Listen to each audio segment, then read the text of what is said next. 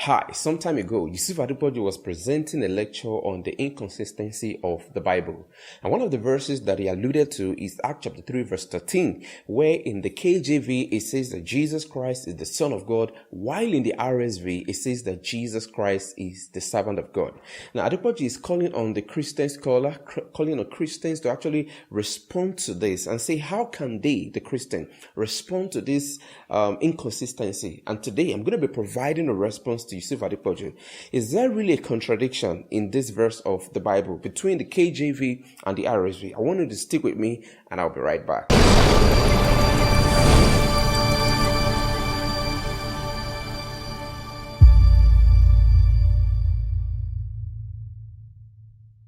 Welcome back. Now, as I noted earlier, Yusuf Adepoju in his online program was making a case out of the translation of the KJV, concerning Acts chapter 3 verse 13, and also the RSV concerning Acts chapter 3 verse 13. Now, in the KJV, Acts chapter 3 verse 13 rendered Jesus Christ as the Son of God, while in the RSV, it is rendered as the servant of God. Now, Yusuf Adepoju called this a contradiction and a inconsistency, and he was calling upon Christians to respond to him.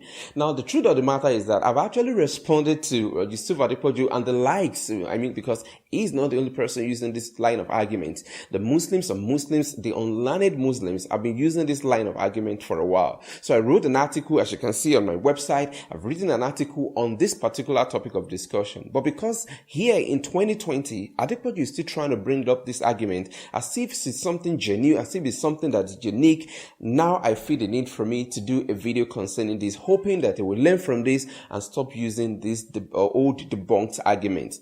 Now, what I'm going to be doing in this video is to go over what the RSV and the KJV does, say concerning Acts chapter 3 verse 13. And we're going to be taking a look at the original text itself. I'm talking about looking at the verse from the Greek and see the particular word that was used in the rendition, both in the KJV and the RSV as well. But before I do that, I want us to take a look at what Adepoju said at each stages, because it's not just talking about Acts chapter 3 verse 13 alone. He mentioned a couple of verses as well. So let's take a look at these verses one after the other, as mentioned by Yusuf Adepoju. Let's start with Acts chapter 3 verse 16. This is what Adepoju says concerning the verse of the Bible.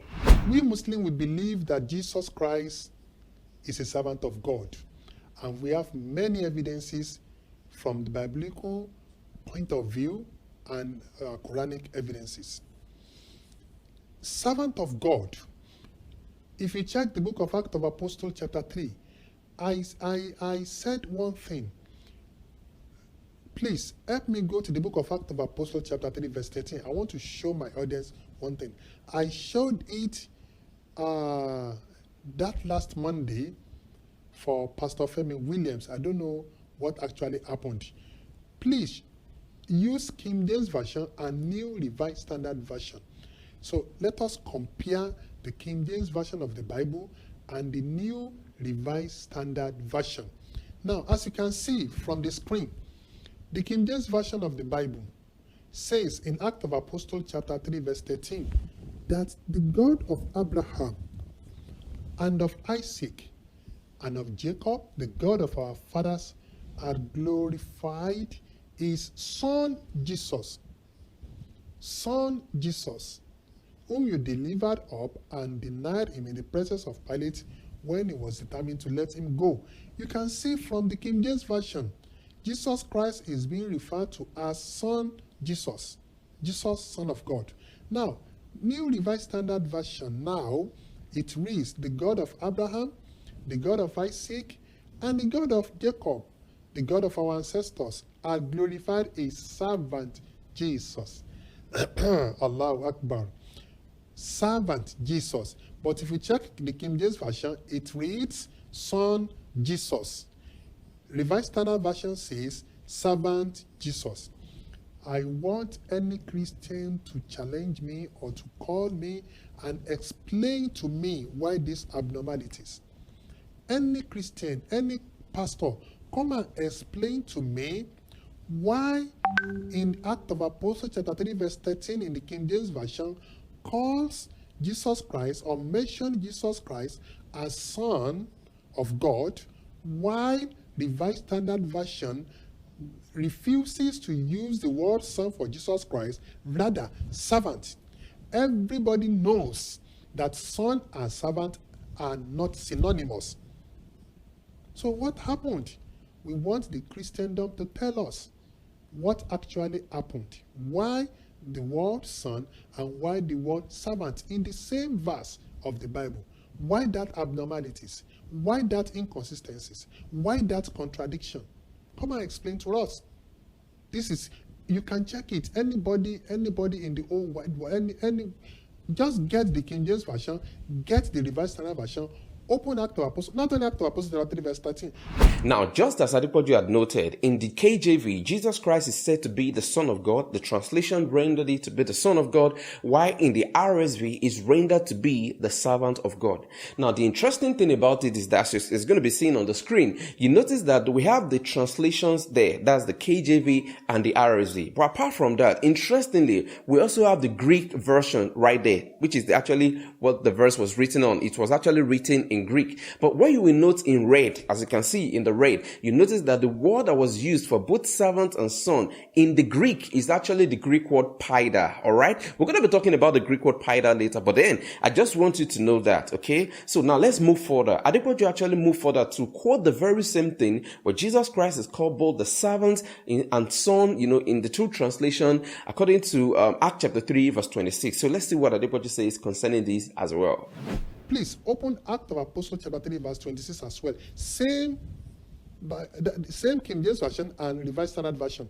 Act of Apostles chapter 3 verse 26. Chapter 3 verse 26. Let's read.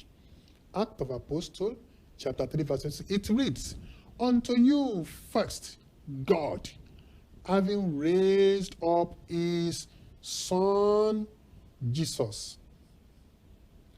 Having raised up his Son Jesus. Now, viewers at home, check Revised Standard Version. It reads, "When God raised up his servant," instead of using the word son here, servant is being used. So I'm looking for someone that can prove to me that son and servant are synonymous. Now, again, as we have noted, right in the translation again, according to Acts chapter 3 verse 26, we see the KJV saying that Jesus is the Son of God, while we see the RSV saying that Jesus is the servant of God. Well, is this not a contradiction? Now, let's see on the screen again, the Greek. Okay, now according to the Greek, you notice again the same word that we saw in Acts chapter 3 verse 13. We also see again that this is the Greek word that was used, paida. Okay, that is the same Greek word that we saw in the first verse that Adepoju alluded to. Okay, that is the very same thing that we're seeing right here also. So I want us to see this. I want you to take note of this because we're going to be talking about this Greek word paida and the significance of this Greek word in the light of the discussions that we're having. So let us take the very next verse that Adepoju is talking about, and then let's see what he says about it as well. Now, we are not done. Please open Act of Apostles chapter 4 verse 27. Let's see. Acts of Apostles chapter 4 verse 27, and kindly show it on the screen for viewers at home. Now you can see now, "For a truth against thy only child Jesus." You can see that. "For a truth against thy only child Jesus, whom you hast anointed, both Herod and Pontius Pilate, with the Gentiles and people of Israel were gathered together." You can see here the same verse chapter 4 verse 27 King James Version called Jesus Christ only child Jesus. Now let us hear the Revised Standard Version.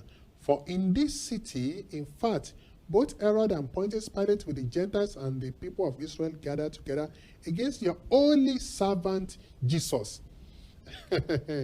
Allahu Akbar. This is a wonderful revelation.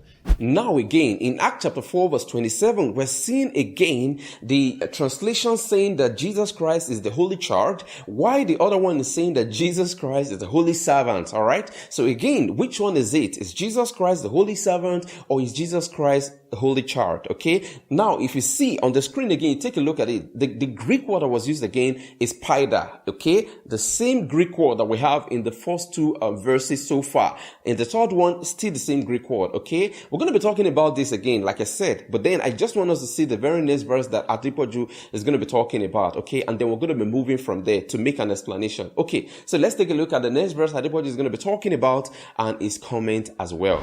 I'm not yet done. Please open the book of Acts of Apostles, chapter 4, verse 30. Acts of Apostles, chapter 4, verse 30. I'm not yet done. Acts of Apostles, chapter 4, verse 20. Let's see the abnormality. The abnormality continues. The inconsistencies continue. You see this one now. Act 4, verse 30. By stretching forth thine hand to heal that signs and wonders that may be done by the name of thy holy child Jesus. This is King James Version. But when we get the New Revised Standard Version, it reads, while you stretch out your hand to heal, and signs and wonders are performed through the name of your holy servant Jesus. Allahu Akbar, Allahu Akbar, Allahu Akbar. Viewers at home, brothers and sisters in Islam, how do we reconcile all this contradiction? How do we reconcile all these abnormalities? How do we reconcile this for God's sake? Inna lillahi wa inna ilaihi raji'un. Now again, in Acts chapter 4 verse 30, we see Jesus Christ being called the Son of God in KJV, and in the RSV is called the servant of God.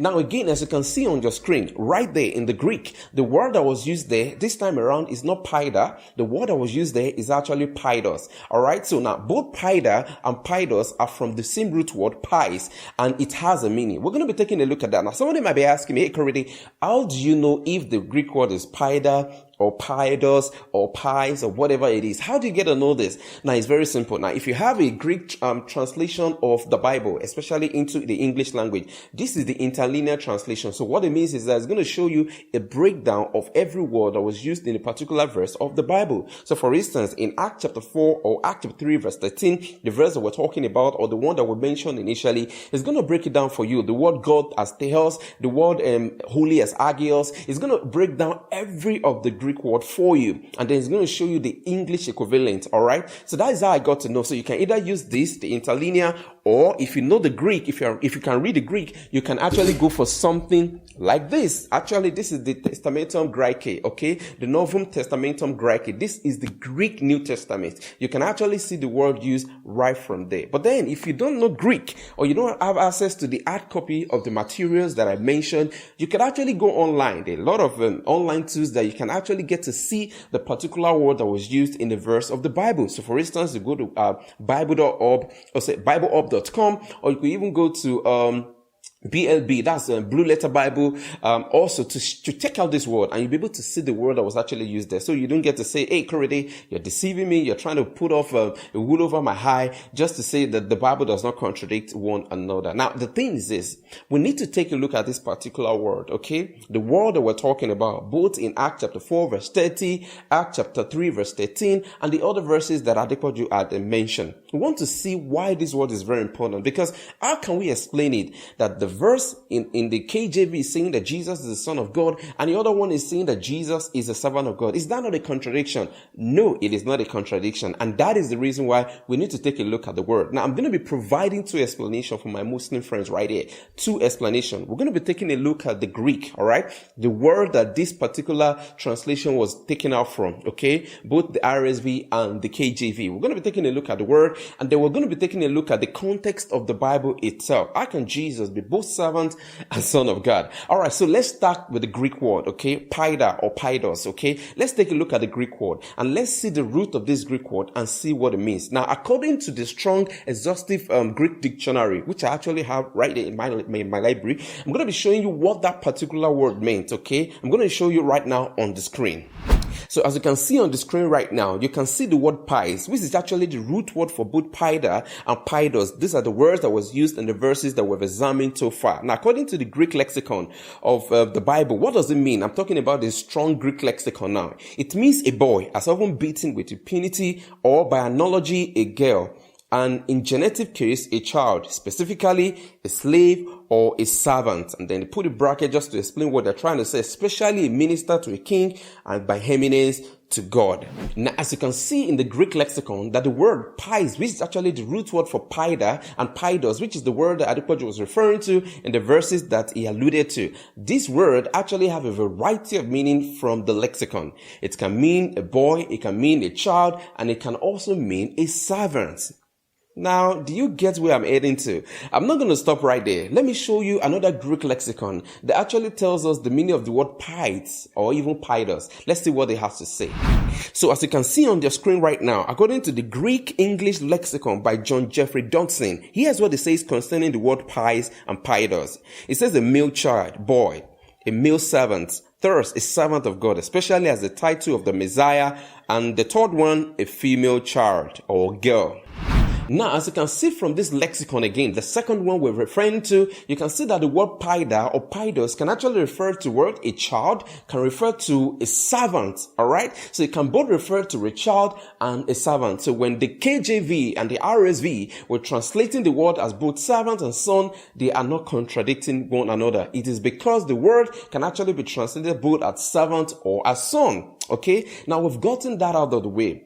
Now we need to explain again the reason why theologically Jesus can be called the Son and the servant of God. Now we know that the Christians don't have issue with Jesus Christ being the Son of God, and that is actually rooted in the Bible. Now there is no doubt about that. But then what about Jesus being the servant of God? I mean, how can Jesus be a son and the servant at the same time? Now the Bible really explains this. In the book of Philippians chapter 2 verse 6, and now the Bible mentioned the fact that even though Jesus Christ is God, it came in form of a servant. What is that supposed to mean? It means that even Jesus Christ, even though he is God and he had the divine prerogative of God, it came in form of a servant so that he can fulfill the rule that he has for us. Let's take a look at this verse of the Bible in the book of Philippians chapter 2.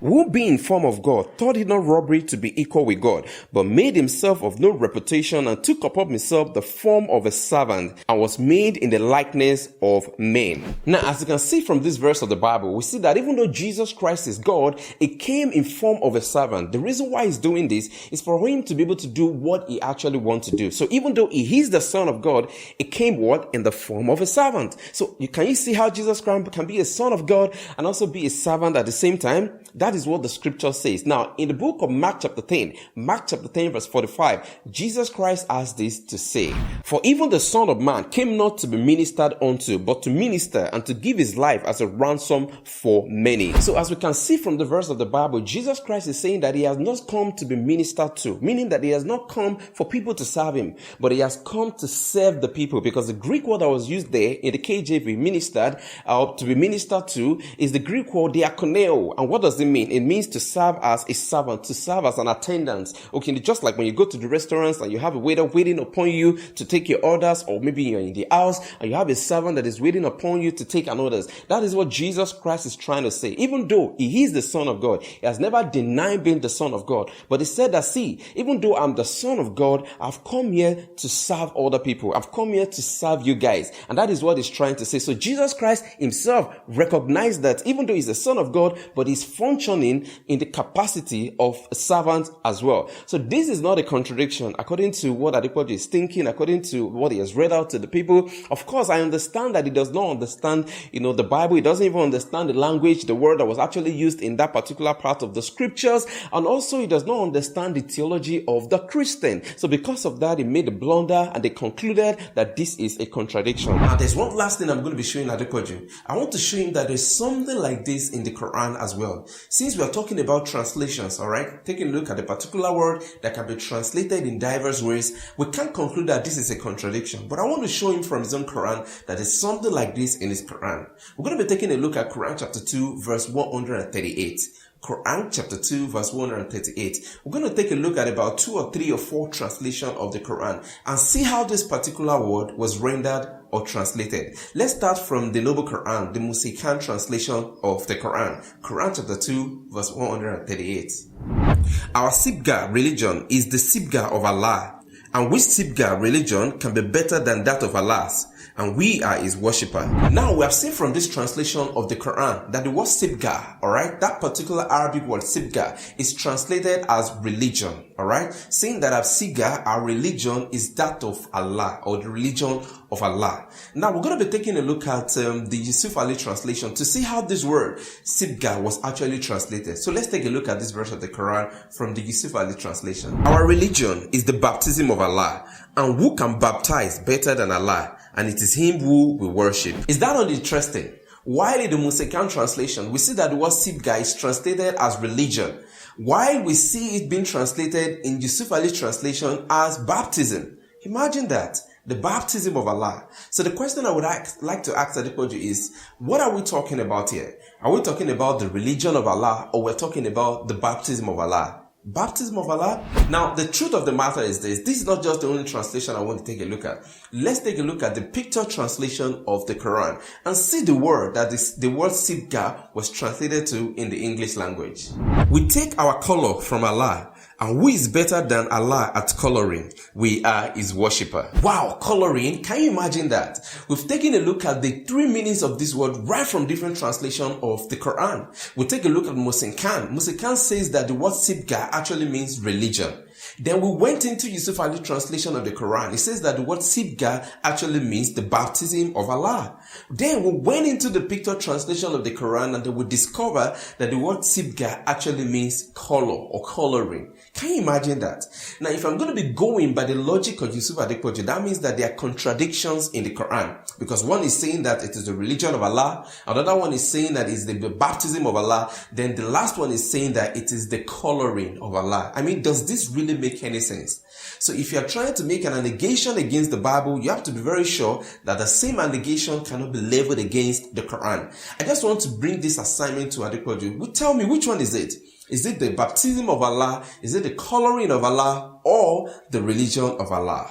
I hope you have learned something if you're a Christian, so you can respond to a Muslim when they're bringing up these charges. And if you're a Muslim, I hope you learned something so you don't bring up this bad argument against the Christian, especially when you're having an interaction with them. Adepoju, I hope you've learned something. I hope you will never bring up this argument again. I hope that you educate yourself more on what the Christians believe instead of just saying something that we don't even believe in the very first place. Now, if you have not subscribed to this channel, make sure you do for more and interesting video coming up. Thank you very much, and God bless you.